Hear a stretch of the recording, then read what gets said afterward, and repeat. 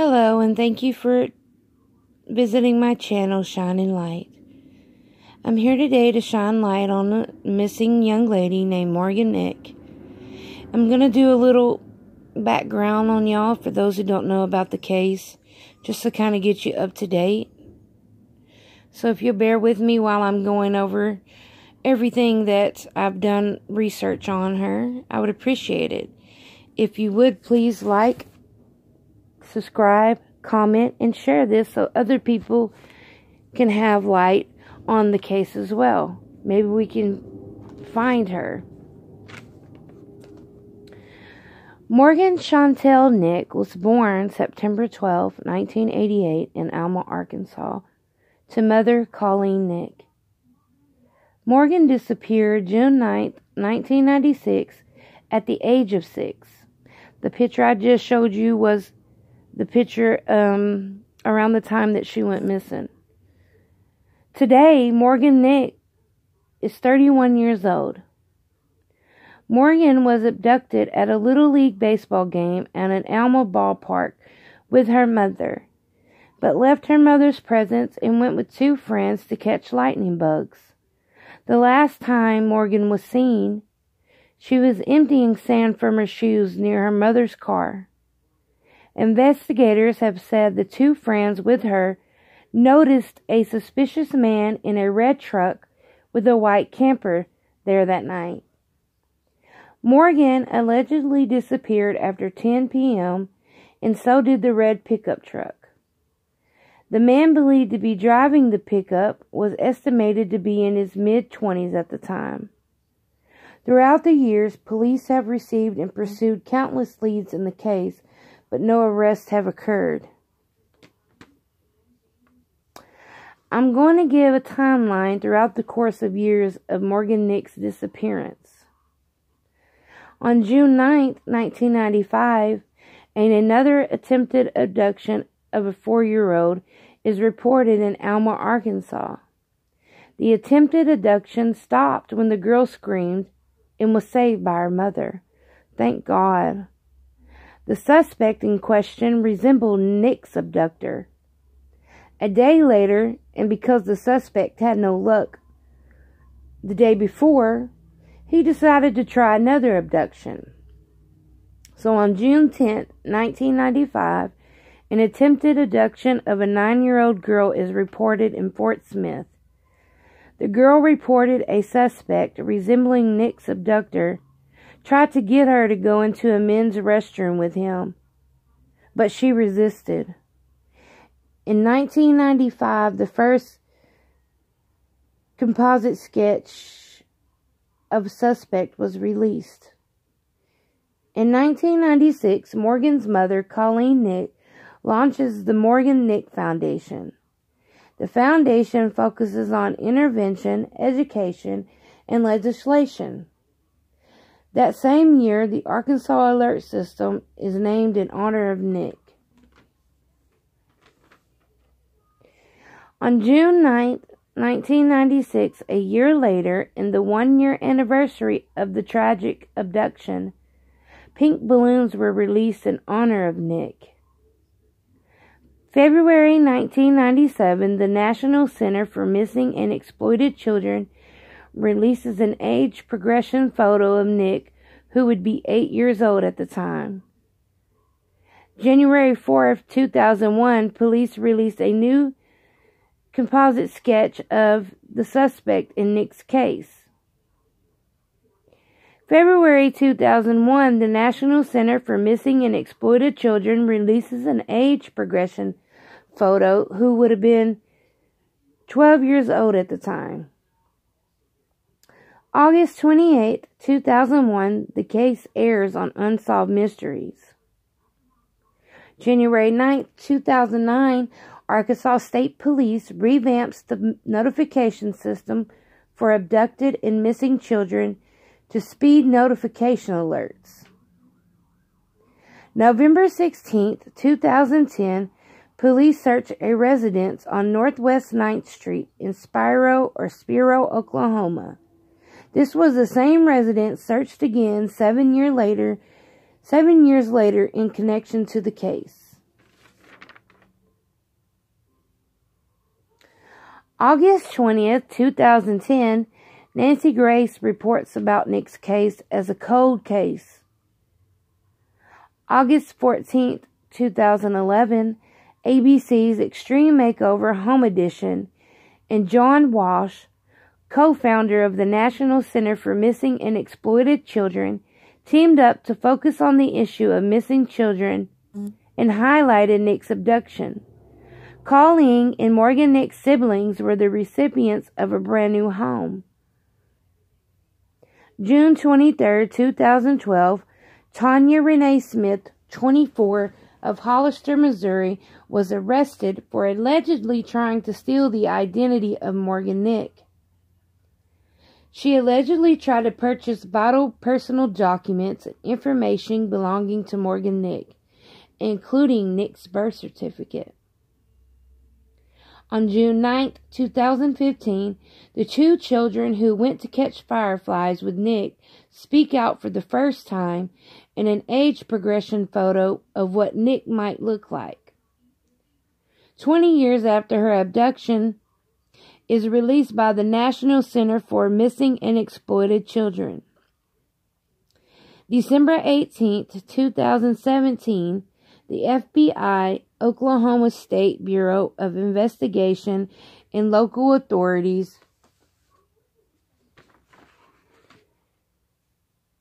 were dispatched to the scene of a possible crime in Spiro, I don't know the name to be exact, so don't come for me, after receiving a tip from someone who claimed they have knowledge about Nick's case. Police searched the well and backyard of a residence for nearly 10 hours. December 19, 2017, no evidence regarding Nick's case was found. Search efforts are called off. 24 years later, Colleen Nick is still fighting for justice for her daughter Morgan Nick's disappearance. Morgan Nick was a shy girl, a little on the quiet side, according to her mother, Colleen Nick. She loved cats. She had a kitten that she adopted from the shelter. Colleen said of her daughter Morgan, "She set her heart on that cat and it slept in her bed every night. She was a Girl Scout. She thinks bubble gum is a food group, and she didn't like to run and play outside because it made her sweat." Colleen told Dateline. Now, put in mind, Morgan Nick's mother did a interview with Dateline in June of 2019 this year, and I'm kind of just reading on what she said and what the interview was about, and I will also go back and show pictures.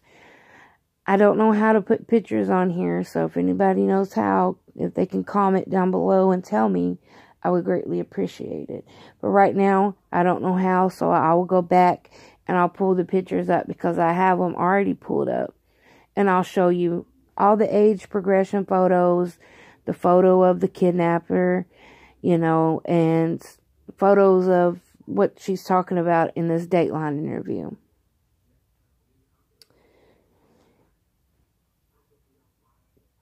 When she grew up, she always wanted to be, she said she wanted to be a circus performer and a doctor. Morgan, who was 6 years old in 1995, was the eldest of 3 children in the Nick family. Colleen told Dateline that on June 9, 1995, a family friend invited the family to Alma, a small town 30 minutes away from where they lived in Ozark, to go to a Little League baseball game. According to Colleen, the game, which started late, began around 9 p.m., and Morgan sat in the bleachers with her mother the entire time. But toward the end of the game, 2 kids, a boy and a girl, a few years older than Morgan, came up to the bleachers and asked Morgan to go and catch fireflies. "I originally told her no, but she really wanted to go," Colleen said. "The other parents told me that it was a really safe area and the kids played in the parking lot all the time." I had been told I was always too overprotective, and that was one of the things that played in my decision making that night. Colleen told Dateline she gave in and told Morgan she can go play with the other kids. She said Morgan threw her arms around my neck, kissed my cheek, and then the kids all ran out to the parking lot. I can turn my head and see that she was right there in sight. I checked on them 3 or 4 times, Colleen told Dateline. When the baseball game ended, Colleen said she watched the team walk off the field towards the bleachers, momentarily turning her back from Morgan, playing behind the stands. Upon turning back to where the kids are playing, she saw 2 of the children Morgan was playing with. But Morgan was no longer with them. They didn't seem alarmed at all, and they said that Morgan was emptying sand out of her shoes at their car. Colleen said, already when I couldn't see Morgan, my heart started to beat really fast. We were somewhere we hadn't been before. She wouldn't go anywhere by herself, and there wasn't even anywhere to go. There were no concession stands, no bathrooms. Thus started a whirlwind of confusion and fear for Colleen, which would for any parent. Cars were moving and there were people everywhere. I remember standing in front of my car, just thinking we were missing each other because there were so many moving parts, she said. Like if everyone would just freeze for a minute, I'd be able to see her. Major panic set in at that point. Within minutes, a bystander called police to report Morgan missing. Colleen told Dateline authorities were at the scene 6 minutes later. They didn't have a lot of manpower or resources, but they did a whole lot right that first night, Colleen said. Chief Russell White of the Alma Police Department told Dateline the initial officer on the scene soon suspected. We might have a bigger problem, Colleen said. Authorities spoke to the 2 kids with whom Morgan had been playing.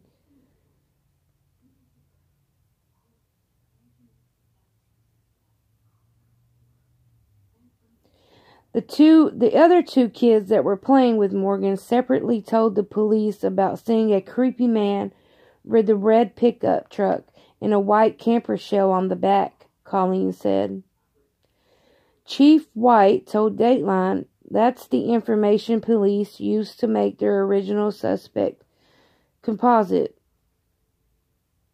Everything after that is investigative speculation or tips. That's what we have to work with, the chief added. Colleen went to the police department that night. She told Dateline she remembers calling her husband to tell him the news. I remember saying, you have to come to Alma. Morgan is missing. I couldn't even talk.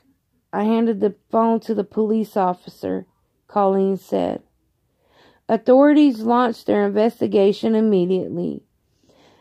We reached out for help from local agencies, the state police, the FBI. Chief White told Dateline, we were running a pretty big crew. The FBI brought in lots of extra people and resources we did not have, like a computer system that can handle this kind of case, which helped tremendously. Police even turned a courtroom into a call center for all the tips that were pouring in that night. The FBI brought a mobile command center to the courthouse parking lot. The volunteer fire station was across the street, and Colleen said she and her family moved in there for 6 weeks, and it became the volunteer headquarters. The community in Alma took care of us. It was pretty amazing, especially because we weren't from that community, Colleen said. We saw so much happening with law enforcement that while we struggled, we truly believed that we were doing everything they could. Or they were doing everything they could. All of our friends, family, and churchgoers started grid searching. We opened our home and gave the officers our house keys and told them, "Do whatever you need to do to find Morgan." Chief White told Dateline investigators gathered home videos from the surrounding areas to search for vehicles matching the description the kids at the ball game had given. Authorities also collected bottles, cigarette butts, and other various items from the ball fields. "We have tons of DNA from those items, but we don't know if any of them are our suspects," Chief White said. "We've had probably dozens of leads that we got excited about. But as we investigate them, we realize that those people couldn't possibly have done it. I can't tell you how many dogs we deployed, wells that we searched, holes that we dug.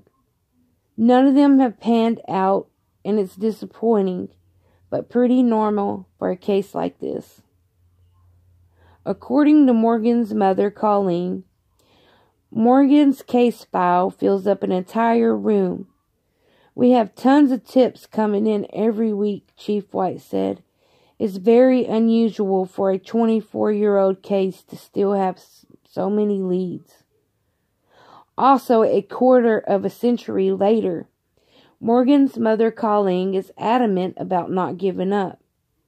"She's not a number. She is not a statistic. She is not a case file. She is a daughter, a sister, a granddaughter, a friend. And she is someone worth fighting for," Colleen said. "If you're not on the front line fighting for your daughter, no one else will. So it is my job to make sure she never gets lost. Until someone can prove to me that Morgan is not coming home, then I am going to fight for her." In the years following Morgan Nick's disappearance, Colleen started the Morgan Nick Foundation to help prevent other families from going through an ordeal similar to hers. When something so tragic happens to your child, there is a need to do something of great value, she said. There is a great need to talk about prevention.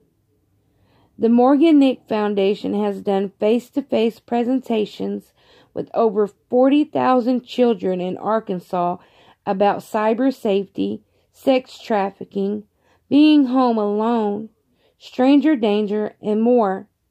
We are trying to fill the gap that wasn't filled when we needed it the most. Police said their investigation into Morgan Nick's disappearance is ongoing.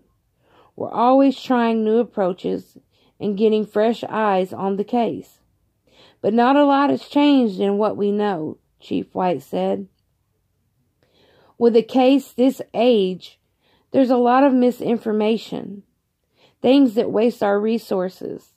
The person who did this was somebody who is a loner by nature, not a lot of friends or family. He committed the crime and probably did not even tell anyone. That's the hardest part about this. Today, Morgan Nick would be 30 years old. At the time of her disappearance, Morgan was 4 feet and weighed about 55 pounds with blonde hair and blue eyes. If you have any information on the circumstances surrounding Morgan's disappearance, please call the Alma Police Department at 479-632-3333. Again, please call the Alma Police Department if you have any information on the circumstances surrounding Morgan's disappearance. Their number is 479-632-3333. And I'm going to show you a picture of what Morgan Nick last age progressed photo looks like at 27. Very beautiful girl. She's very beautiful. And I'm going to show you. Of course, y'all seen that one. This was the baseball field she got abducted from.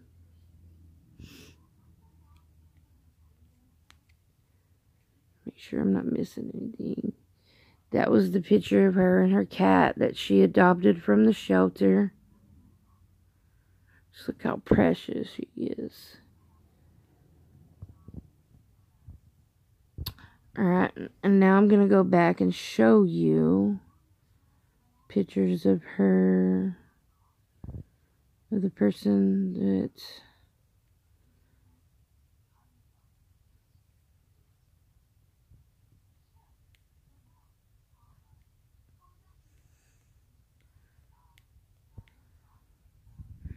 those are the pictures of the person that abducted her.